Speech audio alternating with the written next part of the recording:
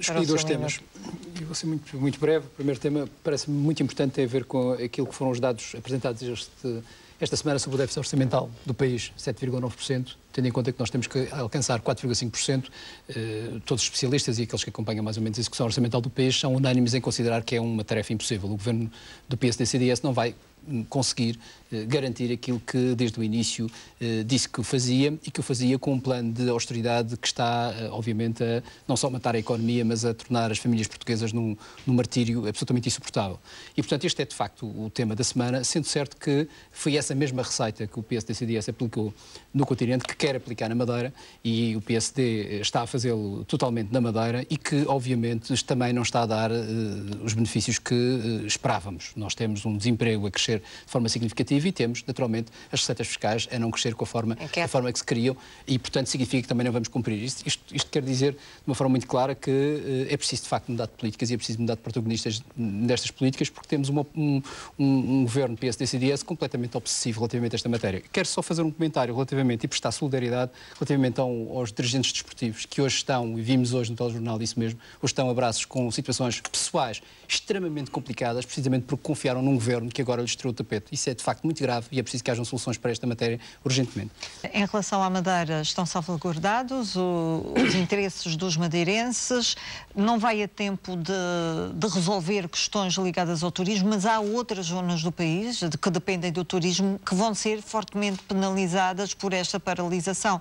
Há aqui um exagero por parte desta classe profissional, há um excesso de abuso do poder que têm? Bom, no caso do turismo da Madeira, era caso para dizer, só nos faltava esta, porque de facto nós temos andado nos últimos tempos com dificuldades sérias no que diz respeito ao turismo e vão surgindo situações, que algumas delas anómalas, que vêm prejudicando significativamente aquilo que deve ser ou que devia de ser a evolução do turismo da Madeira, e todos nós queremos que seja o melhor possível para conseguirmos garantir mais emprego e mais riqueza. Isso é indispensável. Mas infelizmente surgiu-nos esta questão novamente. Eu concordo naturalmente com o que disse a deputada Rafaela. O direito à greve é um direito que assiste a todos os cidadãos e, portanto, enfim, sobre essa matéria devemos... Mas aqui o Tribunal considerou outros direitos que se sobrepõem aqui ser capazes de aceitar, mas é preciso que haja equilíbrio nesta matéria. Mas eu devo dizer que este aspecto deve-nos fazer refletir sobre um assunto que poderá brevemente ser discutido no plano nacional e que poderá ter consequências significativas para a Madeira, que é a privatização da TAP e da ANA.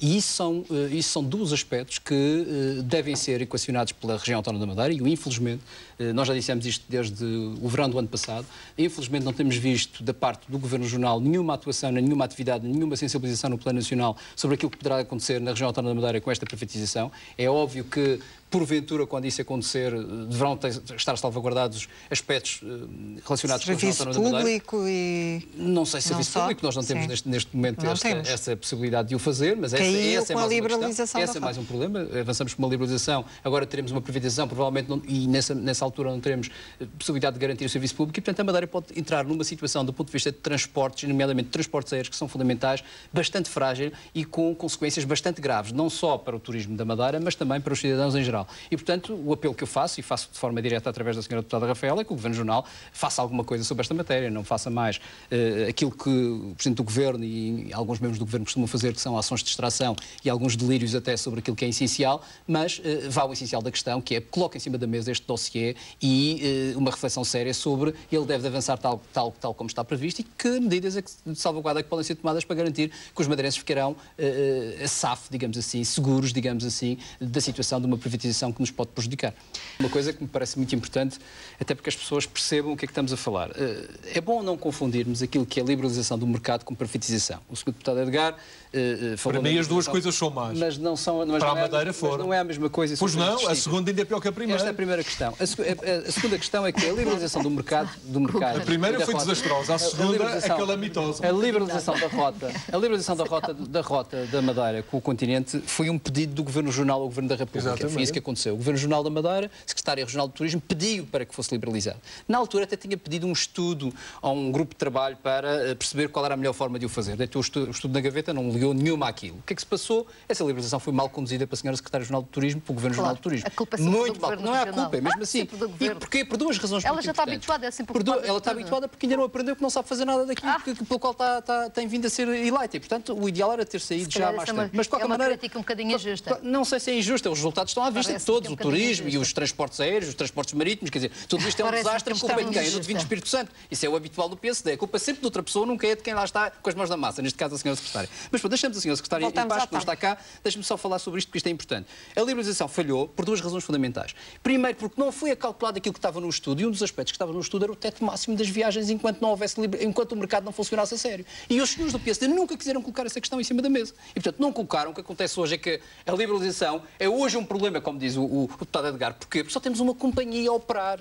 Ou seja, como é que é possível que um Governo Regional tenha procedido a uma liberalização permitindo que só ficasse uma companhia? Uma companhia a operar deve ter sido desde agora. Tanto quanto eu sei, a EasyJet continuam a fazer a rota. Porque a companhia, não é assim. o grande cerne do meu processo de liberalização... A única novidade foi a SATA que deixou de fazer o Funchal que eu não incomodei, nem interrompi, deixei falar, até com um ar sorridente para que não ficasse perturbada com isso. Portanto, a minha questão é, a minha questão é, a liberalização só funciona se tiver mais do que uma, ou duas, ou três, ou quatro companhias, e tanto melhor se houver concorrência. Ora, o Governo Regional não acautelou a concorrência.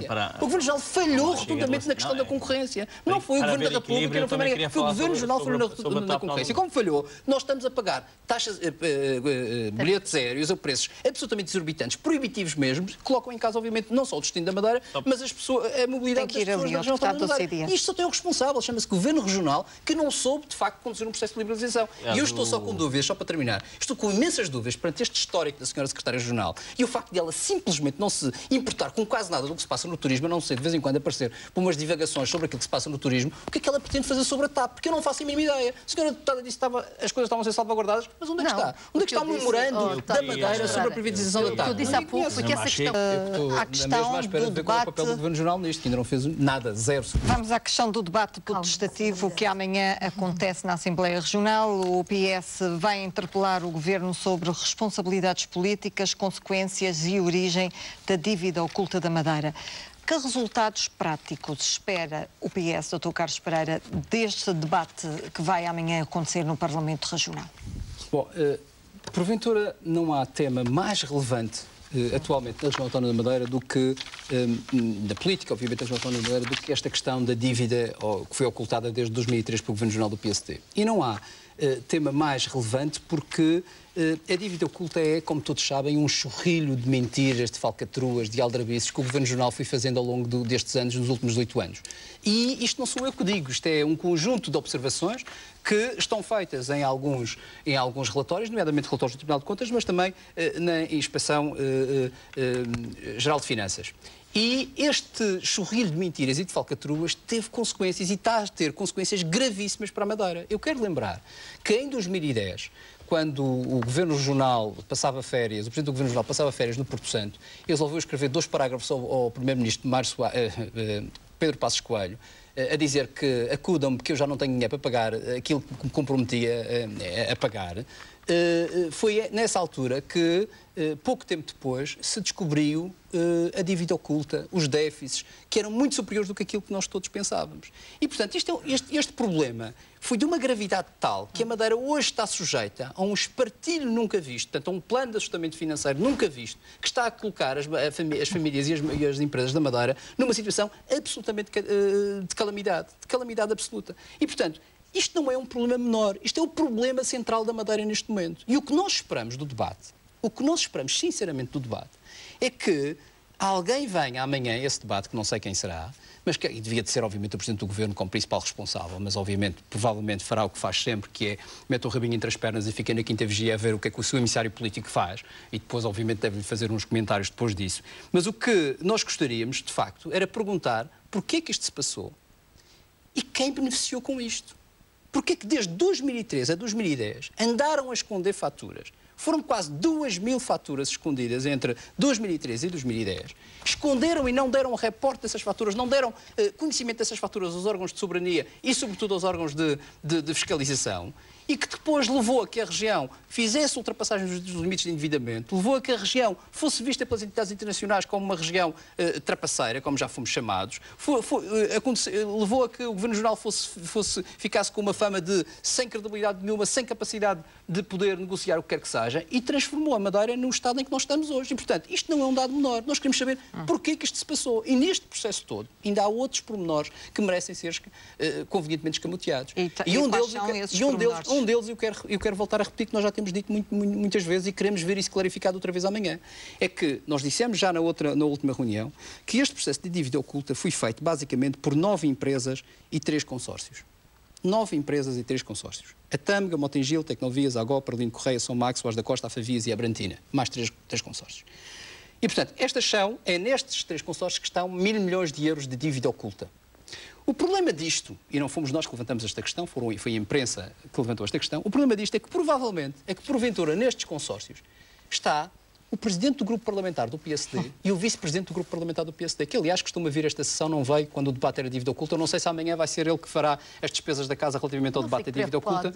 Espero que não, e esperava que saísse da sala, porque isto é um assunto aparentemente... A minha presença aqui se o incomoda... Não, a mim não me incomoda nada, Sra. Deputada. A mim não me incomoda nada, muito pelo contrário, é muito mais agradável estar aí consigo do que com o vice-presidente do grupo parlamentar do PSD. Portanto, dizia eu que estas empresas... existe um conjunto delas, e não vale a pena dizer quais, porque algumas pessoas sabem, um conjunto delas, do qual já teve ou tem ligações estes 2 senhores que acabei de referir. Ora, essa é uma questão que tenciona amanhã ver, Daniela, isto é um vai assunto confrontar... de uma gravidade extrema. A Daniela que pensa... O membro do governo que for ao debate. O que pensariam os portugueses? Se o presidente do grupo parlamentar do Partido Social Democrata e CDS, neste caso, que estão no governo da República, perante uma situação destas, fossem também diretamente interessados nas empresas que isto tivesse ocorrido. O que é que estava a fazer o país neste momento? O que é que estava a passar no país neste momento? Com certeza Doutor, os madeirenses andam a assistir, se calhar, a casos no continente também um pedaço chocantes. Portanto, eu admito que estejam a passar em casos chocantes. Eu estou a falar deste caso, que me parece altamente chocante e que nos levou, Daniela, e que nos está a levar e que nos está a conduzir a uma situação de drama do ponto de vista social e do ponto de vista económico. E, portanto, a dívida oculta não é um caso menor.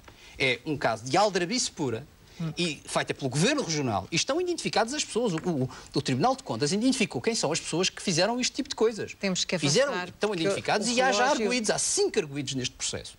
O Eurostat pediu sanções à Madeira. O Eurostat pediu sanções, a Inspeção-Geral de Finanças pediu que as faturas que estão nesta dívida oculta fossem certificadas porque tinha dúvidas sobre essas dívidas. E, portanto, isto não é um processo menor, é um processo muito importante e eu estou fortemente com grande expectativa para saber o que vai fazer o Governo Regional sobre isto, porque o Governo Regional tem que clarificar o que fez, como fez e quem beneficiou com este processo. O povo da Madeira precisa saber, porque se vai pagar, tem que saber porque é que aconteceu. Daniel, eu queria fazer uma observação, duas pequenas observações à Sra. Deputada Rafaela, dizer que nós é que inventamos dívida oculta, não inventamos dívida oculta. Os senhores dizem que a dívida oculta, ela não é oculta. O Tribunal de Contas diz assim, o não processamento de encargos em devido tempo. Não processamento é que não conhecíamos, estava ocultada. Segundo, a prática de omissão dos encargos resultou em falta de transparência e exatidão. O que é a prática de omissão? Omissão o quê? O que é omitir? Alguém que me explique. Omitir é ser transparente, não é? É ter falta de transparência, é tornar oculto o que estar oculto. E eu quero terminar, Daniela, só dizer uma coisa. A política não é um concurso de originalidade. Nós não estamos todos os dias... Os têm muita criatividade. A política não é um concurso de originalidade. Não é um concurso de originalidade. A política é, sobretudo, as iniciativas que são importantes para defender o povo que nós fomos eleitos. A sua intervenção do dia 28 de junho será igual à da manhã. Porque, a propósito da conta da região de 2010, o deputado Carlos Pereira, inclusivamente, colocou as questões que amanhã e já de uma forma muito rápida. Eu volto a dizer, o Partido Socialista não vai mudar uma vírgula daquilo que tem sido o seu esforço, no sentido de garantir duas coisas. Que esta dívida oculta seja clarificada a quem foram os seus beneficiários e por que razão é que o povo da Madeira tem tanto que pagar e tem tanto que sofrer para pagar esta dívida. Tem que saber, por muito que os senhores não gostam, por muito que os senhores andam em rebuliço e histéricos relativamente a esta matéria, nós vamos até ao fim com isto. E segunda questão, o plano de ajustamento económico e financeiro está a tornar a Madeira num estado absolutamente catastrófico. tem que ser. Vamos dizer amanhã o que já disse. Este tipo de coisas, este tipo de intervenções, insere-se no tipo de atividades preferidas do Sr. Presidente do Governo Regional, que é normalmente transformar a Quinta Vigia numa espécie de parque de diversões para adultos. Ele lembra-se de vez em quando de encontrar assim umas coisas um bocadinho delirantes, que é para desviar as atenções. Porque assim a gente não está a falar do essencial. E o que é o essencial? O essencial é o que tivemos a falar aqui. Dívida oculta, os senhores aldrabaram, os madeirenses, esconderam dos madeirenses o essencial. Aliás, eu quero voltar à dívida oculta para dizer uma coisa. Nós em 2007 fomos a eleições. Não, mas sobre esta matéria, Daniela. Nós em 2007 fomos a eleições desconhecendo a realidade da Madeira, porque havia 500 milhões de euros que ninguém sabia. E fomos a eleições com uma situação da Madeira que ninguém conhecia. E, portanto, o referendo faz parte destas distrações. Mas quero dizer que, além de ser uma distração, é uma distração de uma enorme irresponsabilidade. Porque nós temos de receitas próprias 60% do que gastamos. A minha pergunta é, imagine que isto dava mesmo a independência. O que é que ia fazer o Presidente do Governo? E arranjar um barquinho e à procura de um país que nos pagasse os outros 40% ou 50% que precisamos para sobreviver, ou então íamos baixar o nosso rendimento de 50%. É este o delírio do Presidente do Governo.